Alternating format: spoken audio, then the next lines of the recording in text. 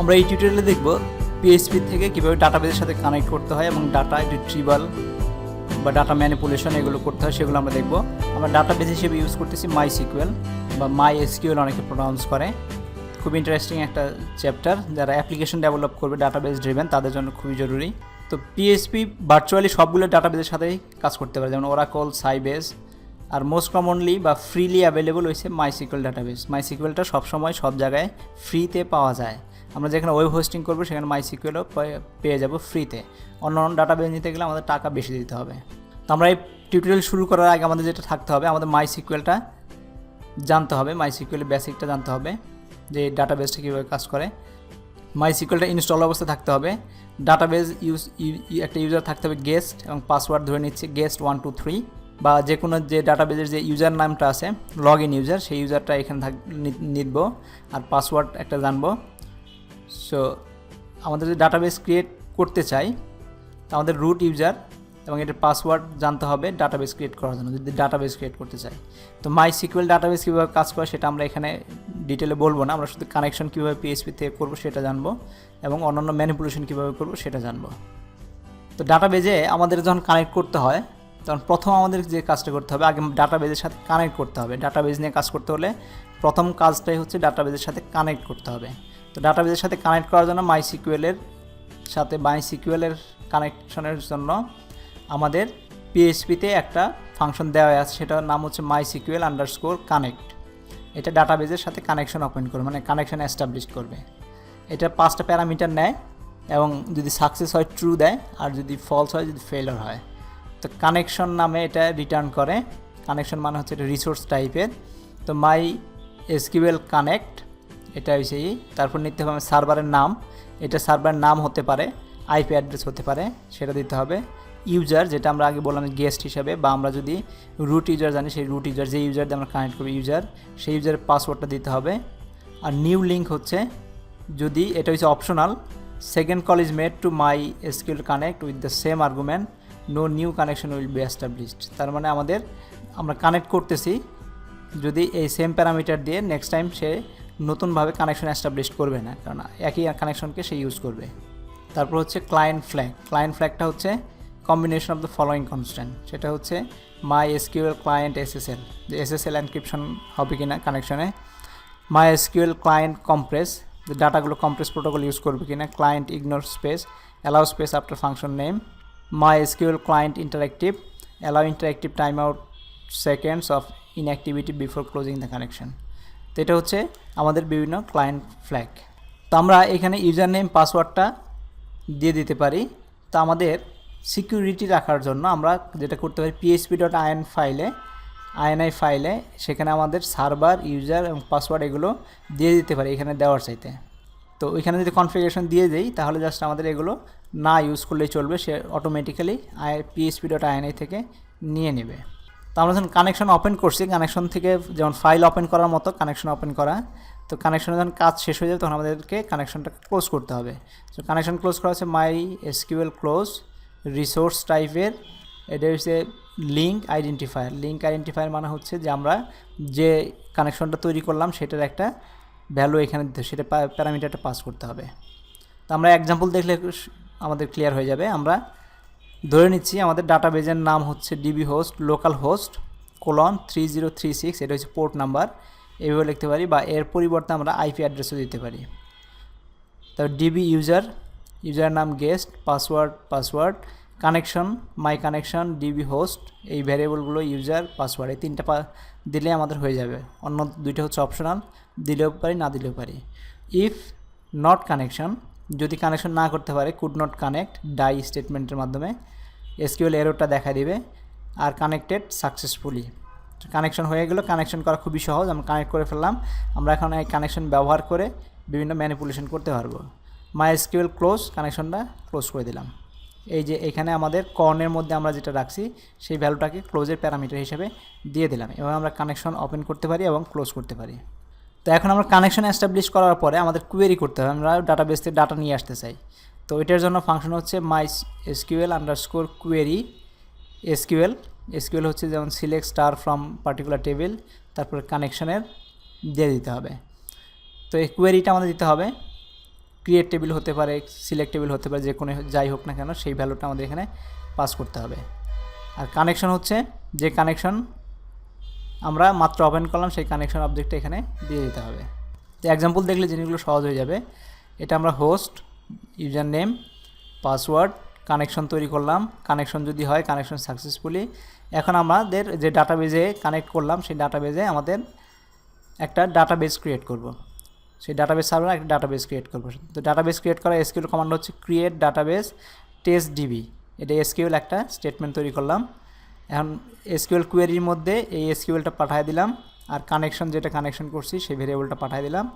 দেওয়ার পরে if not রিট্রিভেল, এটা যদি ট্রু না হয় তাহলে এটা এক্সিকিউট করবে এরর দিয়ে। আর যদি ডাটাবেস টেস্ট ক্রিয়েটেড সাকসেসফুলি, এটার মাধ্যমে আমরা একটা ডাটাবেস ক্রিয়েট করে ফেললাম। ক্রিয়েট ডাটাবেস হচ্ছে মাই এসকিউএলের একটা কমান্ড যেটাতে ডাটাবেস ক্রিয়েট করা হয়। করার পরে আমরা জাস্ট ক্লোজ করে দিলাম কানেকশনটাকে। এইভাবে আমরা একটা ডাটাবেস ক্রিয়েট করলাম। এবং ডাটা সিলেক্ট করতে হলে আমরা কি করব, আমাদের যে ফাংশনটা ইউজ করব সেটা হচ্ছে মাই এসকিউএল সিলেক্ট আন্ডারস্কোর ডিবি। এখানে ডাটাবেস নেমটা দিতে হবে এবং কানেকশন দিতে হবে। তো এখান থেকে ডাটাবেস থেকে ডাটা বেসটাকে যদি সিলেক্ট করতে চাই, আমাদের যে ডাটাবেস আমরা আমাদের একটা সার্ভারে একাধিক ডাটাবেস থাকতে পারে, তার মধ্যে থেকে যে ডাটাবেসটাকে ইউজ করতে চাই সেটাকে আমরা সিলেক্ট করে নেব। তো এখানে আমরা মাই এসকিউএল কানেকশন তৈরি করলাম। তারপরে এখন ডাটাবেস সিলেক্ট করব। কিছুক্ষণ আগে যে ডাটাবেসটা তৈরি করছি সেই ডাটাবেসটা সিলেক্ট করব। এখানে একটা খেয়াল রাখতে হবে, সিঙ্গেল কোড দেওয়া আছে ডাটাবেস নেমের, এখানে ডাবল কোড দেওয়া যায়, কোনো সমস্যা নাই, সিঙ্গেল কোড দেওয়াটাই বেটার। তো এখানে সিলেক্ট ডাটাবেস ক্লোজ, তার মানে এখন আমি ডাটাবেসটা সিলেক্ট করলাম, এই ডাটাবেস আমি কাজ করতে পারবো। এই ডাটাবেসে কোনো কোয়েরি করার আগে আমাদের অবশ্যই ডাটাবেসটাকে সিলেক্ট করে নিতে হবে। তো ডাটাবেস সিলেক্ট করলাম। এখন ডাটাবেসের টেবিল কীভাবে ক্রিয়েট করব, এইখান থেকে আমাদের এই অংশটুকু আমরা আগেই জানি। কানেকশন করলাম, এখন এসকিউএল একটা তৈরি করলাম ক্রিয়েট টেবিল এমপ্লয়ি। এখানে employee ID INT not null auto increment EMP name varchar 30-20। এভাবে আমরা ডাটাবেজের একটা স্ট্রাকচার তৈরি করলাম। ক্রিয়েট স্টেটমেন্ট তৈরি করলাম, টেবিল ক্রিয়েটের মাই এসকিউএলের যে স্টেটমেন্ট সেটা তৈরি করলাম, সেটাকে ডাটাবেসটা সিলেক্ট করলাম। এখন এখানে মাই সিকিউএল কোয়েরিতে আমরা যে এসকিউএল তৈরি করলাম এটা আমরা কানেকশনের মাধ্যমে এক্সিকিউট করালাম। করলে আমাদের এমপ্লয়ি নামে একটা টেবিল ক্রিয়েট হয়ে যাবে। আর যদি না হতে পারে তাহলে কুড নট ক্রিয়েট টেবিল এবং এররটা ডিসপ্লে করবে। তারপরে আমরা কানেকশনটা ক্লোজ করে দেব। তো খেয়াল রাখতে হবে যে কোনো কানেকশন ওপেন করলে আমাদের কাজ শেষ হওয়ার পর অবশ্যই ক্লোজ করে দিতে হবে। এরপর আমরা দেখব ডাটাবেজের টেবিল ক্রিয়েশনের জন্য যেটা অন্যভাবেও করতে পারি, যে আমরা অনেক স্ক্রিপ্ট একটা টিএক্সটি ফাইলে লিখে রাখতে পারি এবং সেই টিএক্সটি ফাইলটাকে এক্সিকিউট করে দিতে পারি। যে এরকমভাবে প্রোগ্রামের মধ্যে না লিখে আমরা একটা টেক্সট ফাইলে এগুলো রাখতে পারি এবং টেক্সট ফাইলটা এক্সিকিউট করতে পারি। সেটা কীভাবে করব, এখানে হচ্ছে কোয়েরি ফাইল ইকুয়ালস টু যে কোয়েরিতে যে ফাইলটাতে আমাদের কোয়েরিগুলো লেখা আছে সেটা থাকবে। আমাদের ফাইলটা ওপেন করতে হবে রিড অনলি মোডে। তারপরে এটাকে রিড করে এসকিউএলে নিয়ে আসতে হবে। তারপরে ডাটাবেসটা সিলেক্ট করতে হবে। তারপরে এসকিউএল যেহেতু আসছে সেহেতু আমাদের এটা ওই আগেকার মতোই কোয়েরি করে দিতে হবে। দিয়ে টেবিল যদি ক্রিয়েট হয় সাকসেসফুলি ক্রিয়েট হবে। তো এখানে ডিফারেন্স হচ্ছে এটা আমরা এখানে লিখি নাই, একটা ফাইলে লিখে রাখছি। এরকম হতে পারে, এরকম অনেকগুলো স্টেটমেন্ট আমরা লিখে রাখতে পারি। আমাদের যদি 5টা টেবিল ক্রিয়েট করতে হয় 5টা টেবিলের স্টেটমেন্ট আমরা লিখে রাখতে পারি টেক্সট ফাইলে এবং সেটা নিয়ে অটোমেটিক্যালি এখান থেকে এক্সিকিউট করে দিতে পারি। ডাটাবেস ডিলিট করতে হয় কেমনে, মাইসিকিউএল কোয়েরি দিয়েই হবে। আমরা এখানে কানেক্ট করলাম drop database test database. Drop database এটা হচ্ছে মাইসিকিউএলের একটা স্টেটমেন্ট, যে স্টেটমেন্টের মাধ্যমে একটা ডাটাবেসকে ড্রপ করা হয়। এটা কোয়েরিতে দিলাম, ঠিক এসকিউএল কোয়েরির মধ্যে এটা দিয়ে দিলাম এবং কানেকশন দিলাম, সে অটোমেটিক্যালি ডাটাবেসটিকে ড্রপ করে দেবে।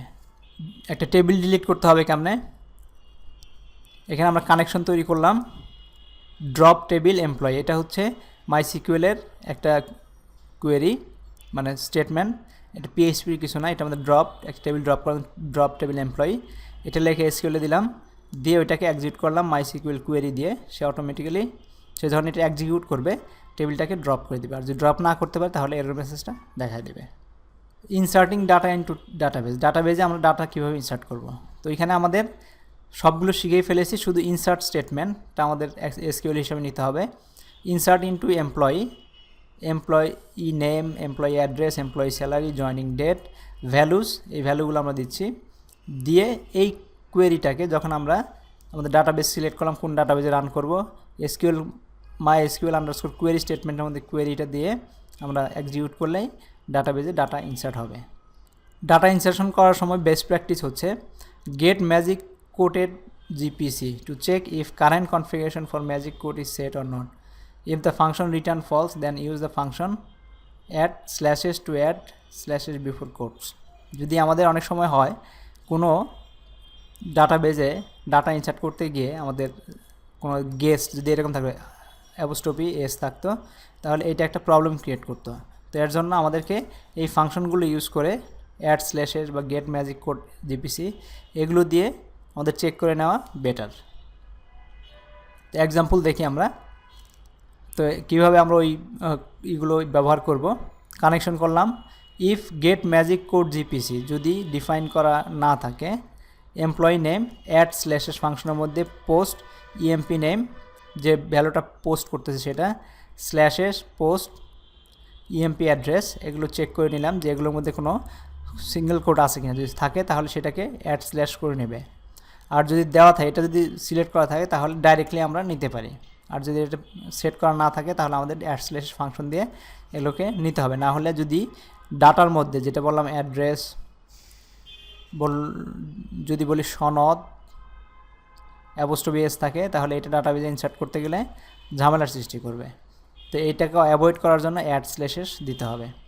তো employee salary equals to post employee salary, এভাবে আমরা ফর্মের মাধ্যমে ডাটাগুলোকে নিচ্ছি। নেওয়ার পরে আমরা ইনসার্ট স্টেটমেন্ট তৈরি করতে, ইনসার্ট ইনটু এমপ্লয়ি নেম, এখানে হচ্ছে এমপ্লয়ি নেম এই যে ভ্যালুগুলো আমরা পেলাম সেই ভ্যালুগুলো বসাই দিচ্ছি। টাইম স্ট্যাম্পটাকে নাও মানে হচ্ছে কারেন্ট টাইম দেখাবে, ডেট বসাবে। নাও ফাংশন দিয়ে আমরা কারেন্ট ডেট এবং টাইম দেখতে পারি। তো এখন আবার ইনসার্ট করলাম, এখন MySQL ডাটাবেসটা সিলেক্ট করলাম, কোয়েরিটাকে আমরা এক্সিকিউট করলে সে বলবে যে এন্টার ডাটা সাকসেসফুলি।